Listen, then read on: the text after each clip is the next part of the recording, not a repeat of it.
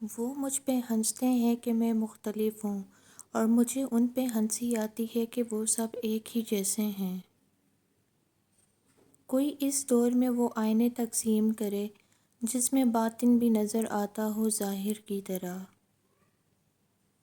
کبھی نہیں سنا کہ انسان کو اس کی عاجزی لے ڈوبی، انسان کو ہمیشہ اس کا تکبر لے ڈوبتا ہے۔ سب سے ذلیل ترین انسان وہ ہے جسے حق اور سچ کا پتہ ہو اور پھر بھی وہ جھوٹ کے ساتھ کھڑا رہے۔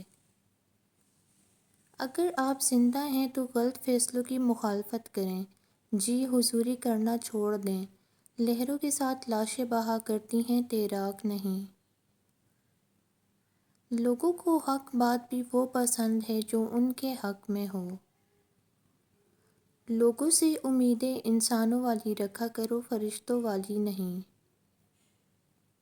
شطرنج کا وزیر اور انسان کا ضمیر مر جائے تو کھیل ختم۔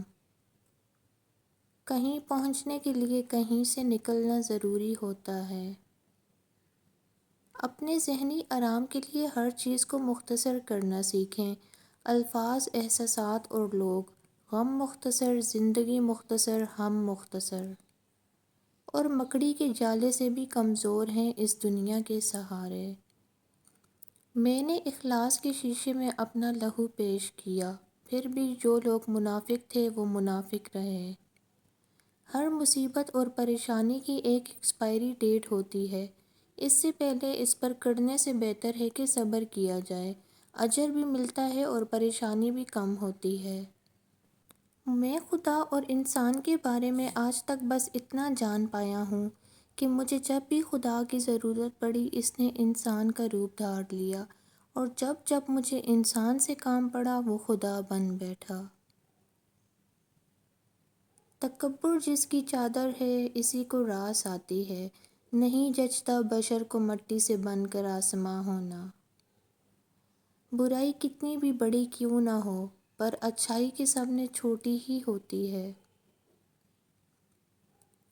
ہم ہمیشہ یہ سوچتے ہیں کہ دوسروں کی زندگی ہماری زندگی سے بہتر ہے، لیکن کبھی یہ نہیں سوچتے کہ ہم بھی اوروں کے لیے دوسرے ہی ہیں۔ ہم جواب نہ دے کر جواب ہی تو دیتے ہیں۔ دوسروں کی اجازت کے بغیر ان کی مدد نہ کریں۔ بعض اوقات ہم ان کے بارے میں ایسی چیز کو ٹھیک کرنا چاہتے ہیں جسے وہ ٹوٹا ہوا نہیں سمجھتے۔ یہ دنیا بہت پرکشش ہے، اپنی رنگینیوں سے انسان کو خود میں سمو لیتی ہے۔ اس سے بچنا بہتر ہوتا ہے، کیونکہ جو اس میں کھو جاتا ہے نہ یہ اسے بے مول کر دیتی ہے۔ لوگوں کی اصلیت سامنے آ جانا بھی اللہ تعالیٰ کی بہت بڑی نعمت ہے۔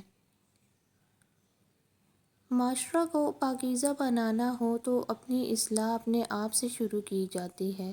اگر ہر کوئی دوسرے کی اصلاح کی فکر تو رکھے اور امیج بنا بنا کر شیئر کرتا رہے، لیکن اپنی اصلاح سے غافل ہو تو بات کا وزن نہیں رہتا۔ اس لیے جب معاشرہ کی اصلاح کرنی ہو تو پہلے اپنے قول و فعل کو درست کیجیے، پھر معاشرے کو دعوت دیں۔ نعمتوں کے چھن جانے کی دو ہی سبب ہیں: خوف خدا کو چھوڑ دینا، لوگوں سے بدسلوکی کرنا۔ الجھنا چھوڑ دیں ایسی چیزوں سے، حالات سے اور لوگوں سے جن کو آپ بدل نہیں سکتے، اور اپنی توجہ اس پر مرکوز کریں جسے آپ بدل سکتے ہیں، یعنی کہ اپنا آپ۔ آپ جتنے پرانے ہوتے جائیں گے اتنے ہی خاموش ہوتے جائیں گے۔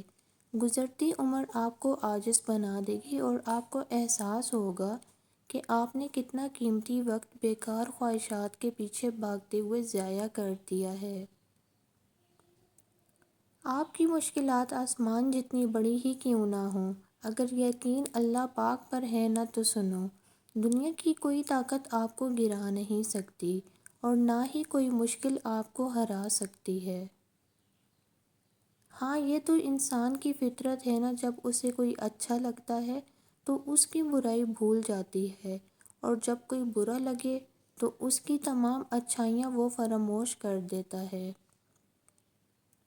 اپنی عمر اور پیسے پر کبھی اعتبار مت کرنا، کیونکہ جو چیز گنتی میں آ جائے وہ لازمی ختم ہونے والی ہے۔ کسی کو پسندیدہ بنا لینا اعلیٰ ظرفی ہے اور کسی کا پسندیدہ بن جانا خوش قسمتی ہے۔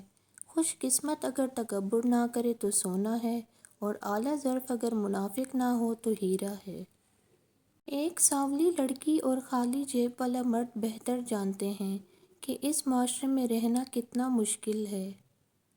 ملتا تو بہت کچھ ہے زندگی میں، مگر ہم گنتی اسی کی کرتے ہیں جو ملا نہیں ہوتا۔ منفی سوچ کچھ لوگوں کے ڈی این اے میں شامل ہوتی ہے۔ آپ انہیں دنیا کی کوئی بہترین بات بھی بتا دیں، وہ اس میں سے بھی کوئی نہ کوئی خامی ڈھونڈ نکالیں گے۔